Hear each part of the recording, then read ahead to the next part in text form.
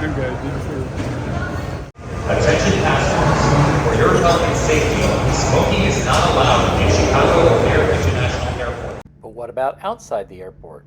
In fact, let's talk about O'Hare. I hadn't flown in there in about 40 years, bet it changed. As I boarded my flight for Chicago, I tried to remember the last time I'd flown in there. I think the last time I'd used O'Hare was 1983 maybe? It had been a long time. In my mind at least, it was a place where you would miss your connections because gates were so far apart, and just generally not a pleasant airport. I know I'd flown into Midway a couple of times on purpose just to avoid it. But here we were in September getting ready to try to make a connection. We were traveling from Washington, D.C. to Duluth, Minnesota. Unsurprisingly, there are no non-stop flights for that route. Whether my negative recollection of O'Hare was accurate or not, we had several things working for us this morning.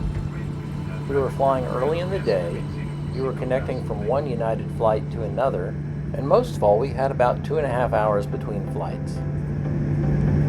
Better still, it looked like we had landed ahead of schedule.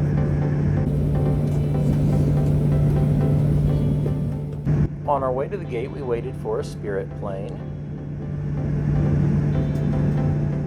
And we waited for an Air Canada plane. And we waited for an American Airlines plane. But after being on the ground about 35 minutes, we were finally moving. What else could go wrong? You know, that could have been something that went wrong. But it wasn't. It was a training exercise. Of course, I didn't know it was a training exercise until much later.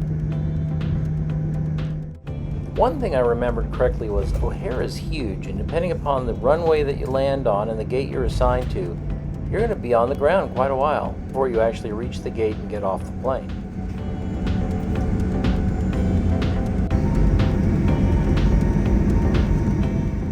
But here we are, pulling up to the jetway just 43 minutes after landing.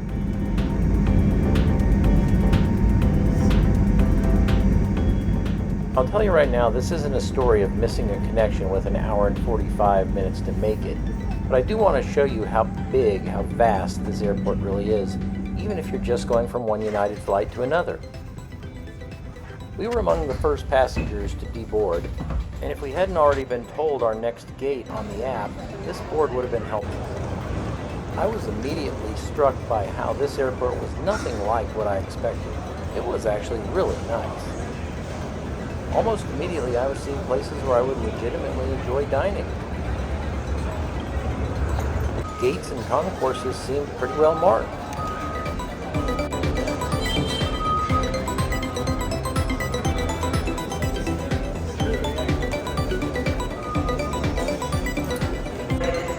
Some high-end shops and restaurants. It's funny how things freeze in your memory.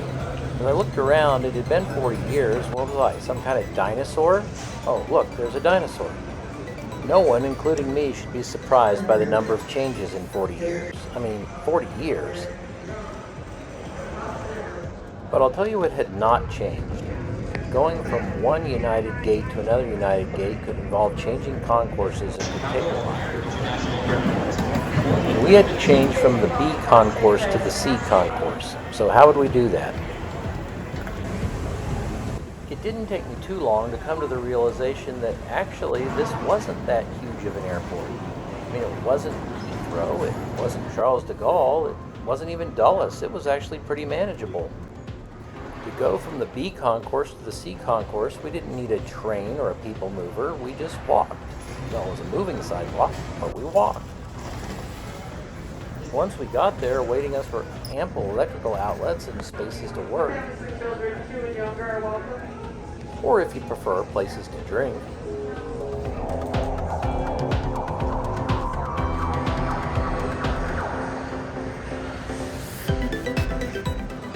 There were quite a number of choices on how to spend your layover time, really.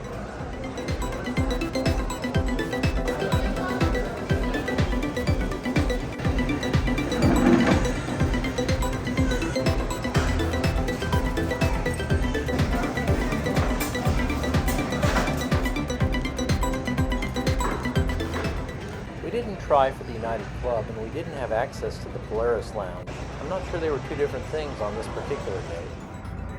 And honestly, without even one problem, we were back on board our plane and on our way to Duluth.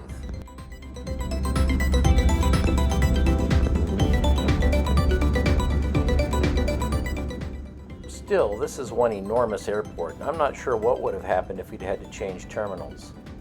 Well, I do know what would have happened. We would have made our flight because we left enough time, but if you're in a hurry, this could be a real challenge. Since I only experienced O'Hare switching from one United flight to another, I can only report on that, and it was easy.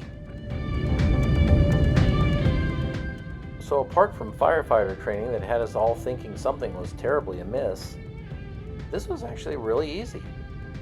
Your O'Hare experience has been like. Leave me a comment, leave me a like, subscribe, do all those things, but mainly leave me a comment because I am interested in knowing if I just had an unusual or normal experience.